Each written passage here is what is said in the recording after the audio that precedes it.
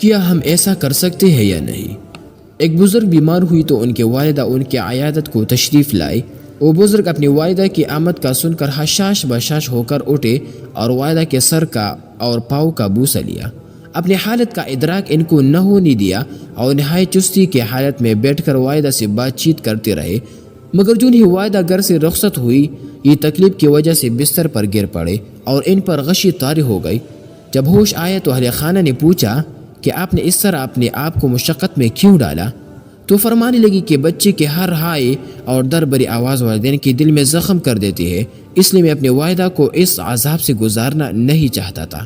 شاید آپ کے والدین نے آپ کی توقعات کو پورا نہ کیا ہو، مگر یقین کریے ان کے پاس جو بھی تھا انہوں نے وہ سب آپ پر لٹا دیا ہے۔ جب ہم زندگی کی رونق اس میں مشغول ہوتے ہیں تو بھلے والدین کو بھول جائے، لیکن دکھ میں سب سے پہلے وہی یاد آتے ہیں۔ والدین کی قدر کرو، یہ وہ درخت ہے جو اکل جائے تو پھر کبھی نہیں لگتا۔ ان کی خدمت کر کے دعاؤں کے پل سمیٹ لو۔ ماں زندگی کی تاریک راہوں میں روشنی کا مینار ہے اور باپ ٹوکروں سے بچانے والا مضبوط سہارا ہے۔